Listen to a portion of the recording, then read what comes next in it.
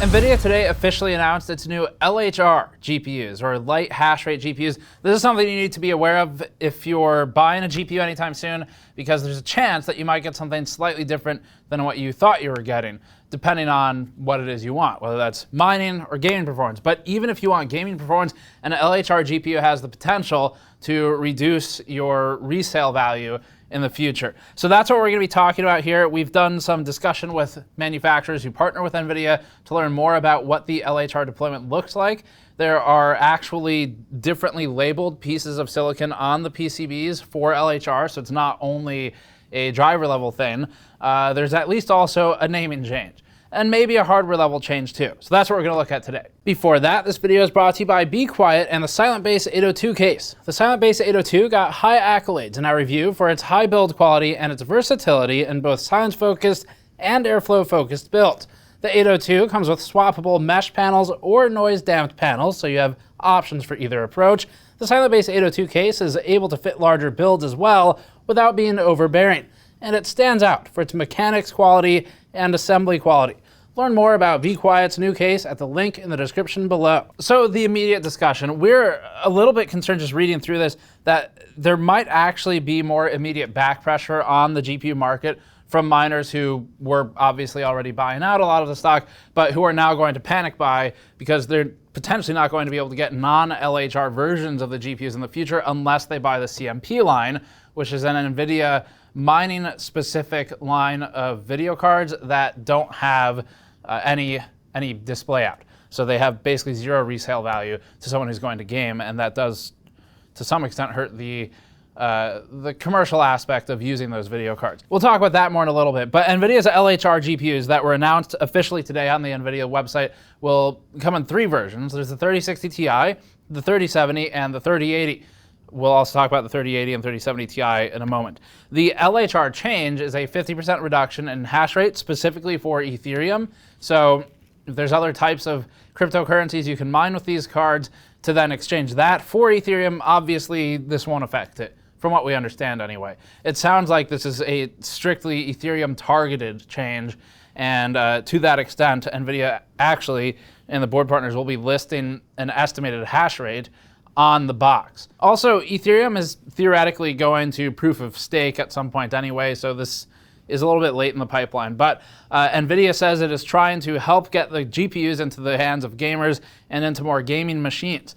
The GPU itself is different, at least differently labeled. We talked about this in a rumor previously, but it has become fact now.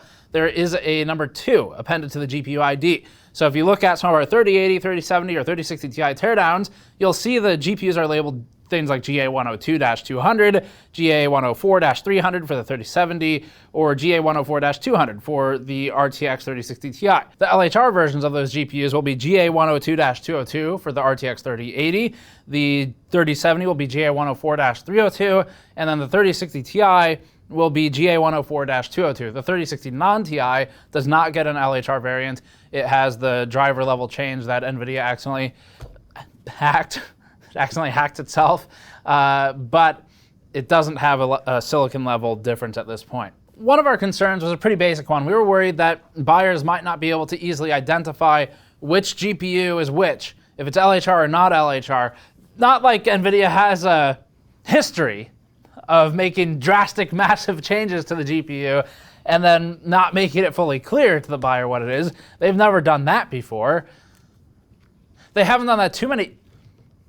It's been a little while since they've done that. So this is the changes here. Nvidia, to its credit, is actually enforcing the board partners to put LHR or Lite Hash Rate on the box. So one of those two options is available to the partners, but one of them has to be listed in order to be greenlit by Nvidia to be sold at retail. In theory, this also carries over to the retail website listing. It should be in the title in the retail website listings, but to be safe, you can always check the product ID. We'll talk about that more in a moment as well. So just to pull some common examples, what you should see happening as a result of this Nvidia mandate is you should see RTX 3080s listed on retailers. Let's take MSI as an example. If they have an RTX 3080 Gaming X or Gaming Trio, it should change into an RTX 3080 Gaming X LHR. or Gaming X Trio Lite Hash Rate. EVGA might be a 3080 XC Ultra LHR. So at least it'll be mostly clear. This is definitely a decision to satisfy legal requirements. We're fine with that though, because it's also one that they should do. It should be made very clear what the card is. Just like selling a GT 1030 under basically the same name for DDR4 and GDDR5, there's now a fundamental change to the product that drastically affects at least some type of user, so that needs to be made clear. And again, it can affect your resale value too, if you're not going to use it for mining. So the 3080 Ti and the 3070 Ti break the rules a little bit. This is where it gets a little confusing. And speaking with board partners right now, our understanding is that the 3080 Ti and 3070 Ti will only be made available in an LHR version. There will not be a non-LHR version. Nvidia will continue producing, for now, non-LHR 3080, 3070, and 3060 Ti cards that board partners can then sell to you. So both LHR and non-LHR variants of GPUs in the 3 affected models will be produced simultaneously for a little bit at least. That means both will be available on the market for a little bit at least, which means that there's potential for back pressure on the non-LHR versions. And then for the new ones, the 3080 and 3070 Ti's, those will only have one version, and that makes it a little confusing because they don't need to be labeled LHR from what we understand, because there's not a non-LHR version. So they almost will implicitly look non-LHR, even though they will be LHR. Either way, and speaking with board partners for the existing models, some of them will be changing the part numbers for the LHR variant, while others don't necessarily have to do that. We were able to get EVGA on record to say that it is changing its part numbers for the LHR versions, so there will be an entirely unique set of landing pages for those cards. They'll have unique part numbers. They'll be very easy to identify, which should help decrease confusion. In theory, these changes should only affect Ethereum mining, not gaming performance. It's possible there's some crossover, but seems very unlikely. In the past, Nvidia has made mistakes where it's brought SKUs down. For example, the 2060 KO that EVGA made, that was an EVGA product. The KO, it's not like an Nvidia thing, but the KO specifically used an Nvidia down bin of, I think it was a 2080, that was supposed to disable some of the silicon so that it became a 2060. But Nvidia made a mistake, which we caught them on this one, where they accidentally still left the higher performing Blender and production workload performance, which in some cases was upwards of 50% gain over a normal 2060. So that was a mistake. In the process of trying to limit the performance in one place, Nvidia forgot to limit it in another place and made a GPU that was accidentally too good. But in this instance, it should not affect gaming in any way. It should only affect Ethereum from what we've seen so far. This is supposed to be a mix of hardware, firmware, or vBIOS, and driver changes. So even if Nvidia hacks itself again, maybe there'll still be something there preventing a full hash rate. We're not sure if there really is an in-silicon block in place or if it's just a silicon name change, but we'd assume there's some kind of silicon level change as well. As for the GTX 16 series, that does not currently have an LHR variant, and it's still being manufactured actively. Now, other than our discussions with board partners, Nvidia posted its own public announcement. That's where this came from. The company started its post by talking up its architecture once again and reminding you that, yes, you do want one of these things for gaming. Nvidia then stated, quote, "Because Nvidia GPUs are programmable, users regularly discover new applications for them, from weather simulation and gene sequencing to deep learning and robotics. Mining cryptocurrency is one of them." Nvidia, almost indirectly here, is pointing out that it already has artificially limited its devices for things like FP64 to force sales higher up the stack for professional users. So this isn't, the cryptocurrency limit isn't too far off of what they're doing there. Pricing and release date, pretty simple stuff. It's looking like about a month for the actual rollout to start happening for availability. Pricing is, MSRP is the same. Pricing's whatever it's going to be. I mean, roll some dice, that's the price. But the MSRP is not changing from the original non-LHR SKUs.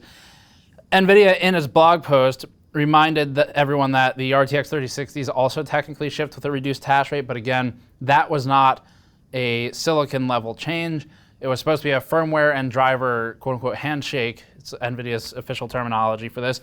But the driver forgot to shake the hand of the firmware at one point, and so that's why it's not necessarily reduced if you have the older drivers. This is different though from that. Nvidia in its blog post noted that the newly manufactured cards with the LHR reductions will begin shipping in late May. Board partners told us that for the time being, they are going to manufacture both LHR and non-LHR cards based on GPU supply from Nvidia. This means that LHR won't be the only option out there for a 3060 Ti, a 3070, or a 3080. It may eventually go that way, but not immediately. And this is where we get back to the discussion mentioned very early in the video of back pressure or demand for the non-LHR cards. Obviously, there's very high demand right now, to the extent that it almost doesn't even matter.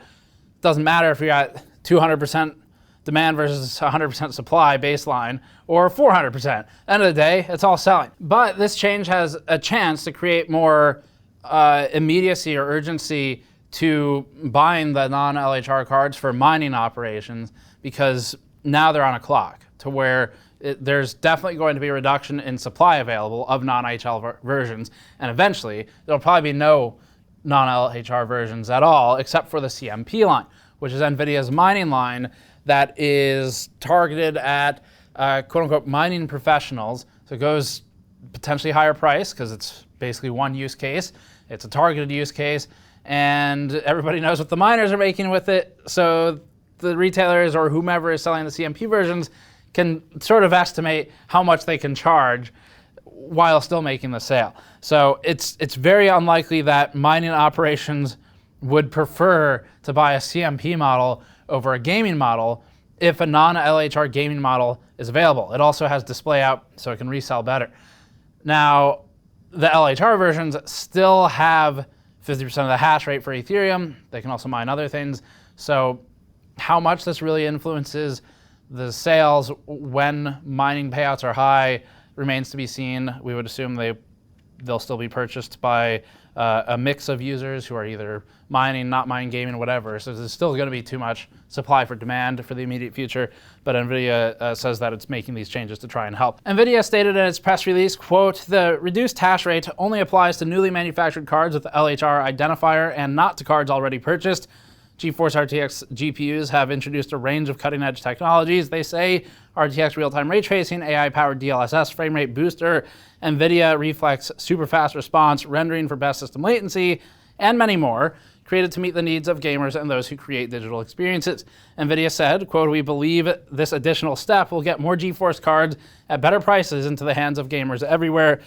And the reasoning of listing all of those technologies, of course, to try and demonstrate that, yes, NVIDIA does actually want those technologies to be used and not just sort of sitting there unused while the cards mine away.